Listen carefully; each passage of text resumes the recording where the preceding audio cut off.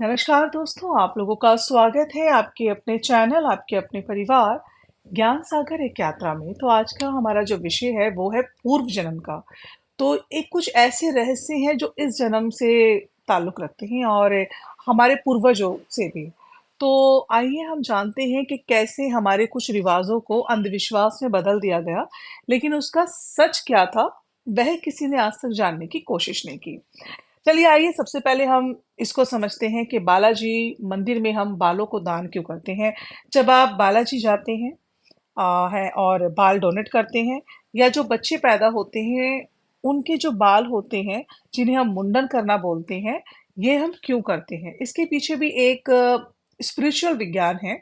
तो आइए जानते हैं यह विज्ञान क्या है। वैसे तो बहुत बहुत सारी अवधारणा है कि मंदिर में जाके बाल देना होता है, दान करना या मन्नत, और छोटे बच्चे जो होते हैं उनका जो मुंडन होता है उसे माँ के पेट के बालों से जोड़ देते हैं। मतलब ज़्यादातर माँ के जो पेट के बाल होते हैं उससे ही उनको जोड़ा जाता है कि इससे लोग टोटका कर लेते हैं, यह बाल गंदे होते हैं और इस तरह की बातें लोग करते हैं। कुछ अजीब नहीं लगता आप लोगों को कि माँ के पेट के बाल जो बच्चे के होते हैं वह गंदे होते हैं? अगर ऐसा हो तो आप सोचिए कि पूरा का पूरा बच्चा ही गंदा हुआ जो कि माँ की कोख में रहा है, फिर सिर्फ बाल ही क्यों काटे जाते हैं? तो दिल दिमाग को खुला रखें और आज आपकी आंखों से पर्दा हटेगा जो आपको सच जानने में मदद करेगा। आपने पिछला जन्म, पूर्व जन्म, यह सब तो सुना होगा। आप में से कुछ लोग बिलीव करते होंगे और कुछ लोग बिल्कुल बिलीव नहीं करते होंगे, लेकिन जिस चीज का जन्म है अंत भी है और अंत के बाद फिर एक जन्म है, बिल्कुल उस सफर की तरह जो जब तक खत्म नहीं होता, जब तक मंजिल ना मिल जाए। लेकिन हम भूल जाते हैं कि हम कौन हैं, कहाँ से आए हैं, जबकि हमारे डीएनए में है कि हम कौन हैं। लेकिन हम भूले पड़े हैं, हमारे माइंड में सब स्टोर है, लेकिन हम प्रयास ही नहीं करते कि हम कौन हैं, कहाँ से आए हैं, यह जन्म क्यों हुआ है, यह परिवार क्यों मिला है, यह दुख यह सुख मेरे जीवन में क्यों है। हम उलझ जाते हैं यहाँ आके। एक छोटे बच्चे को पूरा अपना बनाने के लिए उसका मुंडन किया जाता है। पता है क्यों? ताकि उसके दिमाग में पूर्व जन्मों की जो भी मेमोरी है वह भूलकर बच्चा इसी जन्म को याद रखे। क्योंकि हमारे बालों में मेमोरी होती है, हमारी आंखों में, हमारे खून में, हमारे दांतों में, हाथों में, हमारी हड्डी में, ये सब में, इन सब में मेमोरी होती है, बहुत अधिक होती है। इसलिए बचपन में ही मुंडन किया जाता है ताकि बच्चा पास्ट में ना उलझा रहे, उसे भूलने में आसानी हो। आपको आपने देखा होगा ज्यादातर छठी में ही जो होता है कि बच्चों की आंखों में जो बुआ होती है वो काजल डालती है। ज्यादातर फैमिली में आपने देखा होगा कि बच्चों की आंख में बचपन में काजल डाला जाता है, और एक रिवाज भी होता है कि छठी में बुआ बच्चे की आंख में काजल डालती है, ताकि लोगों का कहना होता है कि ताकि वो आंखों को खोले। लेकिन आंखें उससे सुंदर होती हैं, बड़ी होती हैं, लोगों की अवधारणा यह बनी हुई है कि इससे आंखें बहुत सुंदर होगी, बड़ी हो जाएंगी, किसी की नजर नहीं लगती है। हमारे ना पूर्वज बहुत ज्ञानी थे जिन्होंने यह रस्म रिवाज बनाए। लेकिन धीरे धीरे हमारा समाज जो था ना, वो अंधविश्वास और झूठी अवधारणा में फंसता गया। इसके पीछे का जो स्पिरिचुअल विज्ञान क्या है, असलियत क्या है, इसे जानने का प्रयास लोगों ने नहीं किया। बहुत बहुत शुक्रिया यूट्यूब का, जिसके माध्यम से हम यह ज्ञान दे पा रहे हैं, सुन पा रहे हैं, ले पा रहे हैं। अब देखिए, हड्डी, खून, दांत और हाथ, यह सब तो हम काट या बदल नहीं सकते। इसलिए इन पर मेडिटेशन द्वारा हम काम किया जाता है और हमें मेडिटेशन करना भी जरूरी है। दांत तो फिर भी आपने देखा होगा कि जीवन में दो बार चले जाते हैं, एक बचपन में जब, और एक बुढ़ापे में। जब बचपन में दांत जाते हैं तब हम पास्ट की मेमोरी भूल जाते हैं। धीरे धीरे धीरे धीरे हम सब कुछ भूलने लगते हैं। 3 साल के होते हैं, 5 साल के होते हैं, और 5 साल के बाद तो हम इस जीवन को ही अपना जीवन मान लेते हैं, इस परिवार को ही अपना परिवार मान लेते हैं, और मान लेते हैं कि यही हमारा परिवार है और बस मैं यही पढ़ने, नौकरी, खाने पीने और यही सब कुछ करने इस धरती पर आया हूँ। और बुढ़ापे में जब दांत जाते हैं तो हम जो प्रेजेंट की मेमोरी है भूलने लगते हैं कि ये मेरा बच्चा है, ये मेरा परिवार है, मैं कौन हूँ, क्यों। इससे क्या होता है? इससे इससे हमारा दिमाग काम करना धीरे धीरे बंद कर देता है। और इस जन्म में हमें यह बार बार बोला जाता है कि तू मेरा खून है, तू मेरी औलाद है। इससे हम यहीं अटके रह जाते हैं। कभी आपने भी बोला होगा ना, तू मेरी औलाद है, तू मेरा बच्चा है, मेरी बेटी है, मुझ पे नहीं जाएगी तो किस पे जाएगी? ऐसा होता है ना। मेरा मेरा बच्चा है, मेरा बेटा बड़ा होनहार है, मेरे बेटे ने तो ऐसा करना। आप लोग ऐसा बोल बोल कर ना क्या करते हो कि आपने देखा होगा हमारे पेरेंट्स ने भी ऐसा ही कुछ बोला होगा ना, हम लोग के साथ भी ऐसे ही कुछ हुआ है। क्यों होता है जब हमें इस तरह की बातें बोली जाती है कि तू मेरा खून है, मेरी औलाद है, तो हम ना कहीं यहीं अटके रह जाते हैं और हम चाहकर भी पास्ट लाइफ को समझ ही नहीं पाते। फिर वही नौकरी, पढ़ाई, शादी, परिवार, समाज, इन्हीं में उलझ जाते हैं और जीवन में आई परेशानी का जिम्मेदारी का बोझ उठाते उड़ाते बूढ़े हो जाते हैं। कभी बहुत हार जाते हैं तो मंदिर या किसी तीर्थ स्थान पर चले भी जाते हैं, भंडारे जागरण भी करा लेते हैं, बालाजी जैसे टेम्पल जो बड़े बड़े वहाँ चले जाते हैं और मन्नत पूरी हो गई तो बाल मैं उतरवाऊंगा, या मंदिर आए हैं तो बाल मैं उतरवाऊंगा, यही बाल चढ़ा कर जाऊंगा। इस तरह की मान्यताएं हैं इनको फॉलो करते हैं। और बाल जो उतरवाना होता है ना, मैं आज आपको बताती हूँ कि बाल हम क्यों उतरवाते हैं। बाल उतरवाना जो होता है ये कोई रिवाज नहीं है। आपको पता है बाल उतरवाना जो होता है ना, एक बार फिर से जिंदगी को दोबारा शुरू करना, यानी अपनी सारी परेशानी यहीं छोड़कर जाना मंदिर में। आपको यह लॉजिक समझ आया कि बाल क्यों उतारते हैं? इससे नेगेटिविटी दूर होती है और जब हम बाल उतारते हैं तो उसका ये मतलब होता है कि आज से मेरा जीवन फिर से शुरू हो गया और मैं अपनी सभी परेशानी नेगेटिविटी को यहीं छोड़कर जा रहा हूँ, क्योंकि बालों में मेमोरी होती है। ऐसी मेमोरीज होती हैं जो हमें लाइफ को डिस्टर्ब करती रहती हैं, बार बार हमें परेशान करती हैं, डिप्रेशन देती हैं, एंजाइटी देती हैं। इसलिए हम इस जन्म में अपनी परेशानी वहीं मंदिर में छोड़ कर आते हैं। इस जन्म में हम समझ ही नहीं पाते कि हम परेशान क्यों हैं। बाल मुड़वाना एक तरह से नेगेटिविटी को जीवन से दूर करना होता है। आपने देखा होगा जब आप किसी पंडित के पास जाते हैं तो पंडित आपको हाथ से दान करने को कहते हैं। क्यों कहते हैं? क्योंकि दान करने से भी एनर्जी गेन होती है और नेगेटिविटी जाती है। आप जब भी किसी को दान करेंगे तो आपकी भावना अलग होगी। अगर आपकी भावना में दिखावा है तो आप मैं आपको 100% कह रही हूँ, आप 1000% नेगेटिविटी को लेकर आएंगे। लेकिन अगर आपके मन में किसी को खिलाकर, किसी को दान कर कर एक बहुत सुकून है ना, तो आप 1000 गुना नहीं, आप करोड़ों गुना पॉजिटिविटी को अपने जीवन में लेकर आएंगे। और आपको पता है जब आप ये नेगेटिविटी दूर होती है ना, जब आप किसी को दान करते हो, जीवन में जो पास्ट कर्मा हमें जो हमारे होते हैं इस जीवन में से जो हम प्रभावित जो हो जाते हैं, हमारे जीवन जो होता है वो पास्ट कर्मा से जब प्रभावित होता है, लेकिन हम समझ ही नहीं पाते।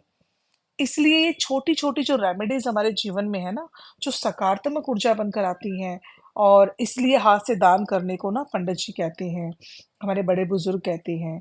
इससे हमारी जो वर्तमान की समस्या है वो कुछ हद तक दूर हो जाती है, क्योंकि हमें नहीं पता ना हम अपने पास्ट लाइफ में क्या कर कर आए हैं, हमने अपने जीवन में क्या किया है। हम पशु थे, पक्षी थे, इंसान थे, क्या थे हमें नहीं पता कि हमने क्या और कहाँ पे कैसा गुनाह किया है। हम किस चीज़ की इस जन्म में मतलब कि किस चीज़ का हम भुगतान कर रहे हैं। और जीवन में जब भी हम ब्लड भी दान करते हैं ना, उससे भी हमारी पास्ट लाइफ मेमोरी डिलीट होती है।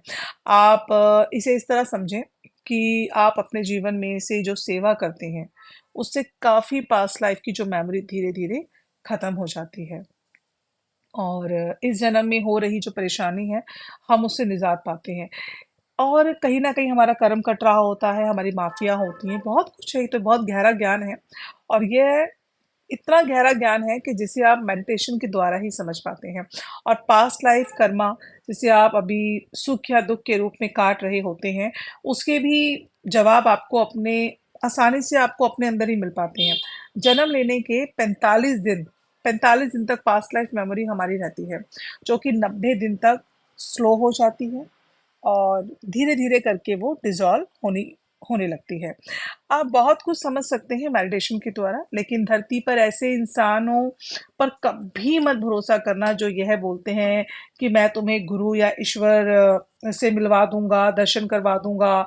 अधिकतर धरती पर लोग इसी तरह के गुरुओं के चक्कर में पड़कर ना भटक रहे हैं। एक मेडिटेटर की लाइफ में मंदिर, मस्जिद, गुरुद्वारा इन सबसे ऊपर उठकर सोचता है और सब कुछ इसके ऊपर है उसके लिए। आपको पता है आध्यात्मिकता क्या है? यह जितने भी महान पुरुष हुए हैं ना, उन्होंने साफ-साफ कहा है, खुद को जानो मैं कौन हूँ। जब आप खुद को नहीं जानते तो पूरे जगत को जानने से भी कोई फायदा नहीं है, क्योंकि शरीर में रहकर कोई अमर नहीं होता और बिल्कुल नहीं हो सकता। आत्मा के स्तर पर हम अमर हैं, पूर्ण हैं, पवित्र, जो परिवर्तनशील हैं, लेकिन मन बुद्धि के कारण हम बदल रहे हैं शरीर के द्वारा। समझ रहे हैं? आपके शरीर को हम अपने मन के भाव से, अपनी जितनी हमारी बुद्धि है उतनी ही सोच के हिसाब से हम आपके अपने शरीर को बदल रहे हैं। कभी कभी किसी को क्या होता है ना, वो बहुत खा रहा है, बहुत खा रहा है, बहुत खा रहा है, उसे पता ही नहीं मैं क्यों खा रहा हूँ, उसे बहुत भूख लग रही है, सब परेशान है, यार बहुत खाता है, कितना खाता है, इतना कितना खा लेता है, पेट है कि कुआं है। क्यों वो इतना खा रहा है? क्योंकि उसका जो पूर्व जन्म था, उसका उस जन्म में उसको भोजन नहीं मिला, वो भूखा ही मर गया इंसान। तो इस जन्म में, उस जन्म में उसकी तृप्ति नहीं हुई, तो वो इस जन्म में खा रहा है। उस जन्म में उसको भोजन की लालसा रही, भोजन नहीं मिल पाया, तो इस जन्म में खा रहा है। आपको आप समझ रहे हैं कि मतलब बहुत कुछ है जो पूर्व जन्मों से इस जन्म में हमारी लाइफ में रिलेट करता है, और हम लोग समझ नहीं पाते कि हम क्या चीज़ को ना पूरा करने आए हैं। जैसे कि आपने देखा होगा, किसी की एक ही औलाद होती है, एक ही बच्चा होता है, लेकिन वो भी क्या होता है, मेंटली डिस्टर्ब होता है, या फिर आप स्पेशल चाइल्ड हम जिन्हें बोलते हैं, कि स्पेशल चाइल्ड होता है वो बच्चा, उसको कहीं ना कहीं बचपन से पोलियो होता है, दिमागी काम नहीं कर रहा होता। ऐसा क्यों होता है कि उनके पास एक स्पेशल चाइल्ड होता है, फिर उनको इस तरीके से समझाया जाता है कि आप ना बहुत महान हैं, आपको ये सेवा मिली है, आपको कहीं बाहर, लेकिन ऐसी सेवा क्यों? वो तो कोई जानवर की सेवा भी कर सकता था इस जन्म में, उसको बहुत अच्छा बच्चा मिलता तो उसका बच्चा कहीं अफसर होता, कुछ अच्छी पोस्ट पर होता, खूब अच्छा इनकम ऑफ सोर्स होता, तो बच्चा समाज सेवा भी कर सकता था, लेकिन उसको ही ऐसा बच्चा क्यों मिला? क्योंकि कभी किसी जन्म में यह इंसान ने क्या किया कि अपने ही किसी पूर्व, मतलब कि अपने उस जन्म में किसी रिश्तेदार को, जो इस मतलब कि स्पेशल होगा, उसको कोई शारीरिक प्रॉब्लम होगी, उसकी सेवा नहीं की, उसको मार दिया गया, या किसी एनिमल को मार दिया।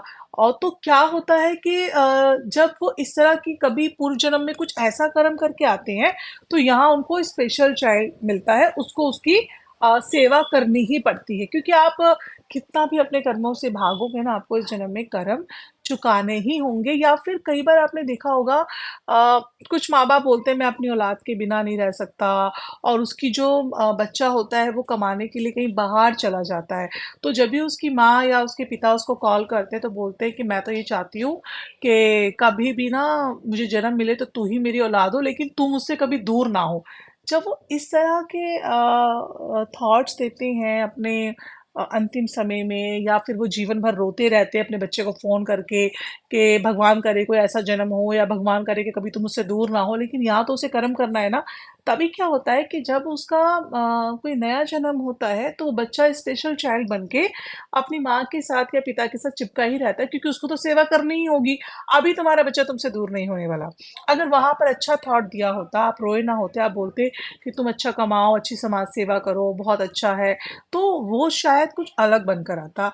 ऐसे बहुत सारे एग्जाम्पल हैं जिसको समझना एक आम इंसान के लिए थोड़ा मुश्किल होता है, लेकिन अगर आप मेडिटेटर होते हैं, एक मेडिटेशन करते हैं, तो आपके लिए ना चीज़ें बहुत आसान हो जाती हैं समझने, क्योंकि आप ना सागर हैं, लेकिन आप ना खुद को इस आपने ना खुद को इतना स्थिर कर लिया है, और खुद को ना एक लोटा जल समझ बैठे हैं, जबकि आप सागर हैं। खुद समझो, तभी आप इस जन्म में हो रही परिस्थितियों को समझ पाएंगे, परेशानियों को समझ पाएंगे, और माफी मांगो।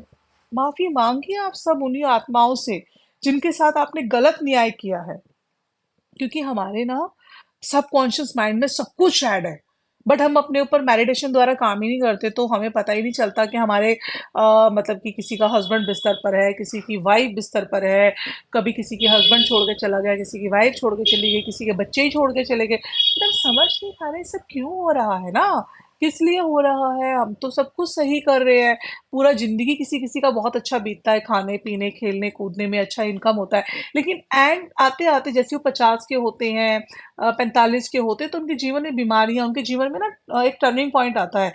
कभी या तो एक्सीडेंट हो जाता है, या पता ही नहीं चलता, मतलब कब वो इंसान बिस्तर पर आ गया, और उसके लाइफ पार्टनर को उसकी सेवा करनी पड़ रही है, जबकि वो इंसान सोचता था कि जब एक वक्त आएगा तो हम घूमेंगे फिरेंगे इंजॉय करेंगे, बट उसने वो वक्त तो वो सब नहीं किया। या अभी वो बिस्तर पर है और उसका जो पार्टनर है उसको उसकी सेवा करनी पड़ रही है, बट वो पार्टनर भूल जाता है कि एक टाइम में किसी जन्म में उसने इसको बहुत दुख दिया था, बहुत कष्ट दिया था, और उसने इसकी सेवा नहीं की थी, और बहुत तकलीफें दी थी, तो इस जन्म में उसको ये सब करना पड़ रहा है, मतलब कार्मिक है, और दोनों को भुगतना पड़ रहा है, दोनों नहीं समझ पा रहे हैं।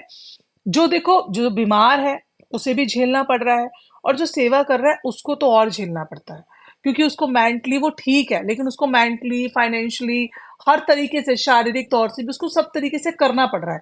एक बंदा तो बिस्तर पे, वो तो शारीरिक तौर से, मानसिक तौर से परेशान है, लेकिन जो एक सही उसका लाइफ पार्टनर उसके लिए कर रहा है उसको सब तरीके से, तो कहीं ना कहीं दोनों का ऐसा ना, मतलब एक एग्रीमेंट है, दोनों का एग्रीमेंट है, बट वो इस जन्म में अभी अपने जवानी में अपने सही टाइम पे समझ नहीं पाए, उन्होंने पूरा जीवन काट दिया, और एंड आने पर जब उनकी जिंदगी के कोई 10-15 साल या कोई 7-8 साल बचते हैं, तब उनको ये सब भोगना पड़ता है। ये बहुत गहरा ज्ञान है, जिसे आप मेडिटेशन करेंगे ना, बार बार बार बार बार बार, और जो बंदा बेड पर है उससे माफी मांगो, उससे माफी मांगो, उस इंसान को माफ कर दो, या अगर आपके मन में किसी जन्म में उसके लिए कोई तकलीफ उसने आपको दी है, तो आप उसको बोलो, अगर मैंने तकलीफ दी है तो उसके लिए मैं माफी मांगता या मांगती हूँ, और अगर तुमने मुझे तकलीफ दी है तो मैं तुम्हें माफ कर देता या कर देती हूँ, क्योंकि देखिए, हमारे सबकॉन्शियस माइंड में सब कुछ ऐड है, और यही मेमोरी हम भूल बैठे हैं।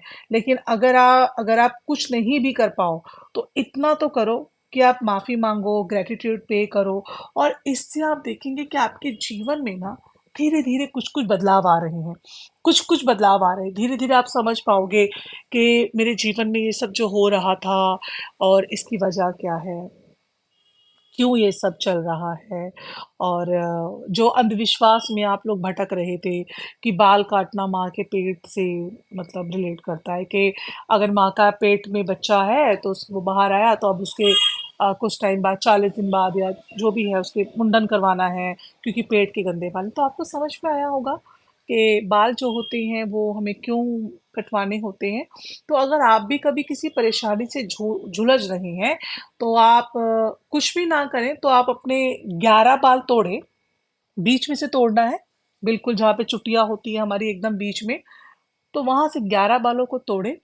ये जैनियों में भी किया जाता है, आपको पता है, जैनी लोग भी करते हैं जब कोई दान या कोई क्षमा मांगना होता है, तो मैं तो आपको ये इस तरीके से समझा रही हूँ कि जो लोग मुंडन नहीं करा सकते पूरा, तो वो सिर्फ अपने 11 बाल तोड़े, और तोड़ करना, और कोई बहता हुआ पानी हो, जो बिल्कुल चलता पानी हो, तो वहां जाकर ना इसे बहा कर आए, बिल्कुल बहा कर आए, और बिल्कुल बीचों बीच जो हमारा होता है ना, चुटिया का भाग जो बिल्कुल ऊपर हमारा होता है यहाँ पे, तो क्राउन एरिया से नीचे जो होता है, वहां से हमें बिल्कुल बीच में से 11 बाल तोड़ने हैं, और उसे बहा कर आओ। उससे क्या होगा, आपकी नेगेटिविटी दूर होगी, आप में जो ये गुस्सा बढ़ रहा है, डिप्रेशन बढ़ रहा है, ये थोड़ा दूर होगा।